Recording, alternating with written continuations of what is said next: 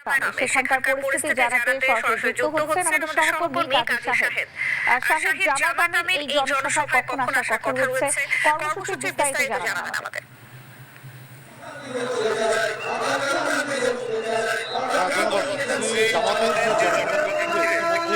মাদ্রাসা মাঠে আসতে শুরু করেছেন দলীয় নেতাকর্মীরা। আমরা কিন্তু একটু দেখানোর চেষ্টা করি নারীরা এই জনসভায় বেশি আসছেন এবং নারীদের জন্য আলাদা ব্যবস্থা করা হয়েছে এবং পুরো মাঠে নেতাকর্মীরা আসতে শুরু করেছেন। তারা যেটি বলছেন যে এবারের যে জনসভাটি এটি একটি ব্যতিক্রম, কারণ জামাতের আমির এবার প্রথমবারের মতো রাজশাহীতে আসছেন, সেটি জামাতের দাঁড়িপাল্লার পক্ষে ভোট চাইতে।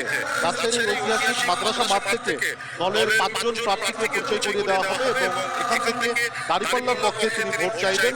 এছাড়া এই অঞ্চলটি ঘিরে জামাতের যদি রাষ্ট্রীয় ক্ষমতায় যায় তাদের যে পরিকল্পনা আছে সেটি তুলে ধরবেন। তো ইতিমধ্যেই রাজশাহীর এই যে মাদ্রাসা মাঠের জনসভাটি দলীয় সিদ্ধান্ত অনুযায়ী 4:30টায় মাদ্রাসা মাঠের এই ঐতিহাসিক মাদ্রাসা মাঠের জনসভা মঞ্চে আসবেন দলটির কেন্দ্রীয় আমির ডাক্তার শফিকুর রহমান। তিনি বক্তব্য রাখবেন। তার আগে দুটি ফটক দিয়ে এখানে নারী এবং পুরুষরা এই সমাবেশ স্থলে আসতে শুরু করেছেন। মঞ্চের যে প্রস্তুতি সবকিছু শেষ। অধীর আগ্রহে এখানকার যারা কর্মী সমর্থকরা আছেন জামাতের, তারা তার বক্তব্য শোনার জন্য এই মাঠে জমায়েত হতে শুরু করেছেন। নিরাপত্তা বাহিনীকে